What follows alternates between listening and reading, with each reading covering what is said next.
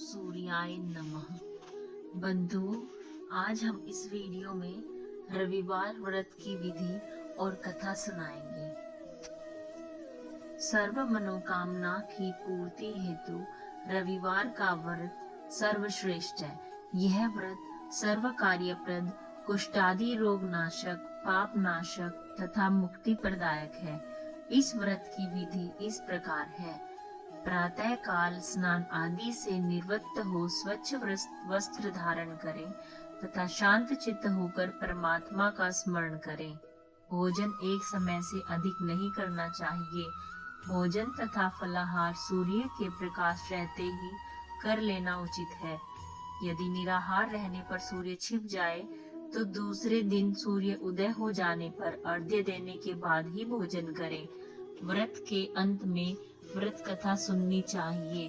व्रत के दिन नमकीन तेल युक्त भोजन कदापि ग्रहण न करें।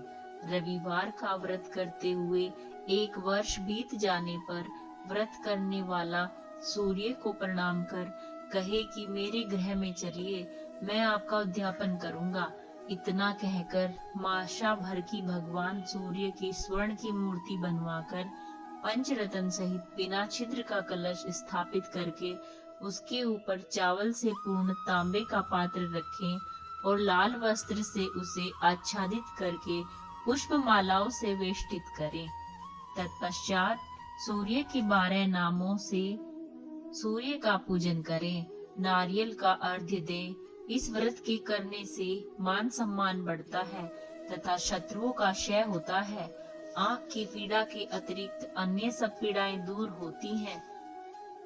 रविवार व्रत कथा इस प्रकार है।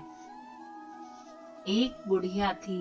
उसका नियम था कि प्रति रविवार को ही स्नान आदि कर घर को गोबर से लीपकर फिर भोजन तैयार कर भगवान को भोग लगाकर वह स्वयं भोजन करती थी।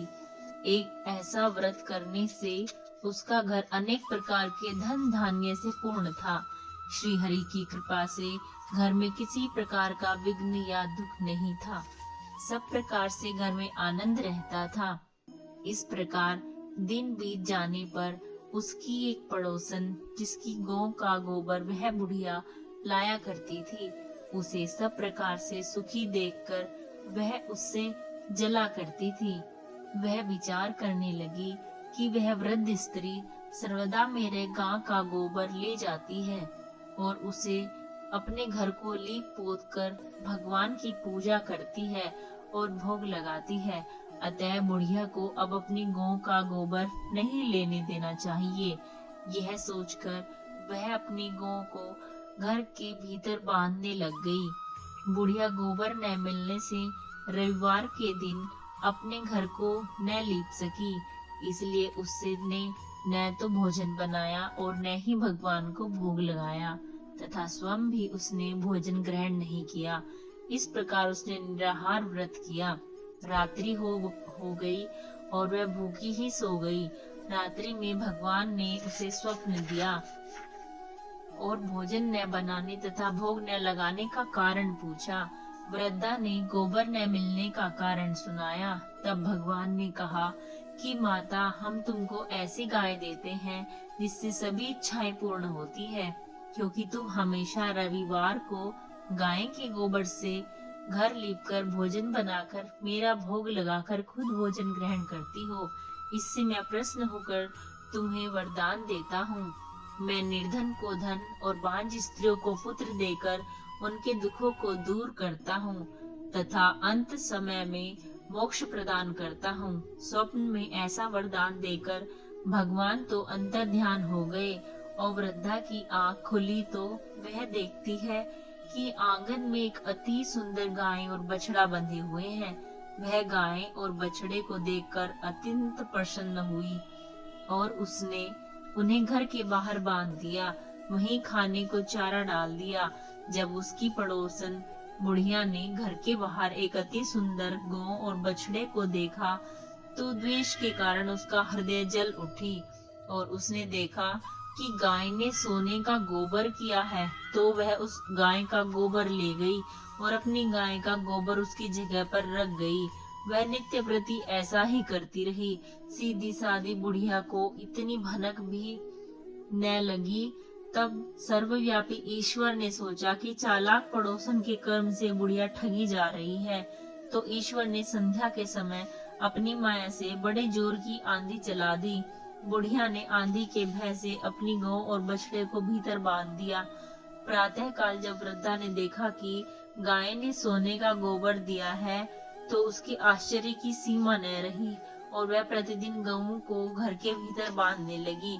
उधर पड़ोसन ने देखा कि बुढ़िया गाय को घर के भीतर बांधने लगी है, तो उसका सोने का गोबर उठाने का दांव नहीं चला। तो वह ईर्ष्या और डाह से जल उठी और कुछ उपाय न देख पड़ोसन ने उस देश के राजा की सभा में जाकर कहा, महाराज, मेरे पड़ोस में एक वृद्धा के पास एक ऐसी गाय है जो आप जैसे राजाओं के लिए ही है। वह नित्य सोने का गोबर देती है। आप उसे सोने से प्रजा का पालन कर सकते हैं। वह वृद्धा इतना सोने का क्या करेगी? राजा ने यह बात सुन अपने दूतों को वृद्धा के गऊ राजा ने यह बात सुन अपने दूतों को वृद्धा के घर से गऊ लाने की आज्ञा दी।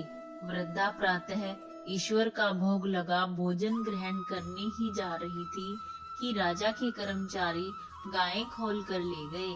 वृद्धा काफी रोई चिल्लाई, किंतु राजा के कर्मचारियों के समक्ष कोई क्या कहता। उस दिन वृद्धा गऊ के वियोग में भोजन न खा सकी और रात भर रो रो कर ईश्वर से गाय को पुनः पाने के लिए प्रार्थना करती रही। उधर राजा गाय को देखकर बहुत प्रसन्न हुआ, लेकिन सुबह जैसे ही वह उठा, सारा महल गोबर से भरा दिखाई देने लगा। राजा यह देख घबरा गया। भगवान ने रात्रि में राजा को स्वप्न में कहा कि हे राजा, गाय वृद्धा को लौटाने में तेरा ही भला है। उसके रविवार के व्रत से प्रसन्न होकर मैंने उसे गाय दी थी। प्रातः होते ही राजा ने वृद्धा स्त्री को बुलाकर बहुत से धन के साथ सम्मान सहित गाय लौटा दी तथा उसकी पड़ोसन को बुलाकर उचित दंड दिया। इतना करने के बाद राजा के महल से गंदगी दूर हुई। उसी दिन से राजा ने नगरवासियों को आदेश दिया कि राज्य की तथा अपनी समस्त मनोकामनाओं की पूर्ति के लिए रविवार का व्रत रखा करो। व्रत करने से नगर के लोग सुखी जीवन व्यतीत करने लगे। कोई भी घातक रोग, प्रकृति का प्रकोप उस नगर पर नहीं होता था। सारी प्रजा सुख से रहने लगी। जो मनुष्य रविवार के व्रत को करता है, वह निर्व्याधि, निपुण स्त्री, पुत्र एवं पुत्र से युक्त होता है।